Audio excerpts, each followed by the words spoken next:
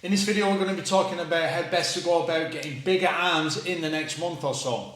Whilst there are people with decent muscle belly peaks out there, bicep peaks, there are people that have longer insertion points. So for me, for instance, I have quite a short insertion point. As you can see, I can fit like maybe even a three finger gap there. So it makes for a shorter, smaller muscle belly. It looks like a tennis ball poking up through the skin there, which is something I have my parents to thank for. Don't get me wrong, I've trained for the past 25 years, day in, day out, so that's a massive defining factor. But that being said, if I could go back in time, this is what I would tell myself, this is what I would tell my younger self when it comes to actually getting bigger arms. So number one is, do not put all your focus on the biceps. Right there, I started talking about arms and I've only mentioned biceps, you know.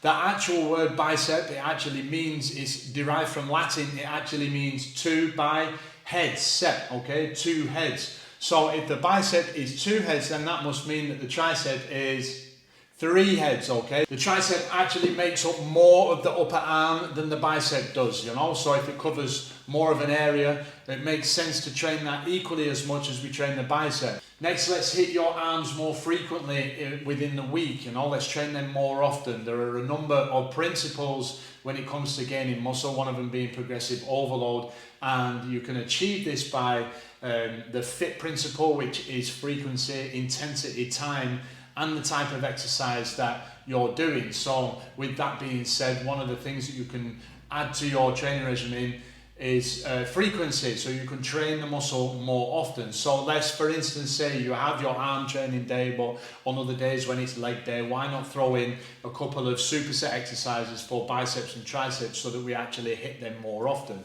This leads me to one of my friends who amassed quite a decent upper arm in his late teens, and one of his main rules was that every time he walked past his dumbbells in his bedroom, he'd pick them up and do a set to failure. So he was constantly training them, you know. And if you're like me, I recover quite quickly, my arms recover quite quickly from a workout, which means I can train them more frequently.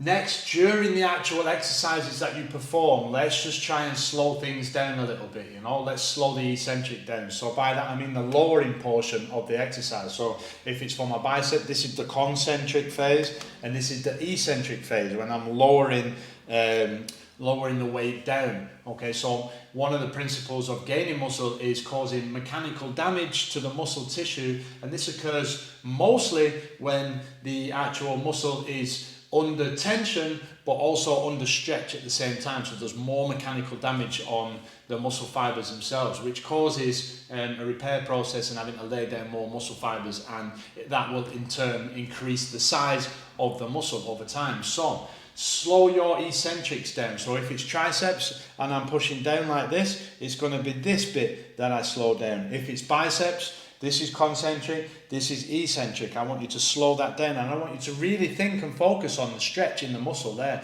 And when you come to the top, I want you to really squeeze as hard as you can. Look at my face when I do that. Squeeze as hard as you can. Cables are great for this because they provide constant tension throughout the actual exercise. Just three ways in which you can grow your muscles, and what you have to know is that you have to get after it. You have to go, you have to do it, and none of this matters unless you are going to do this consistently over time. And also you've got to provide your muscles a healthy environment in order for them to try and grow and repair. So you need to make sure that you're getting adequate sleep, your nutrition is on point, you're getting enough protein, and you're taking in enough water in order to give your muscle the perfect environment to grow.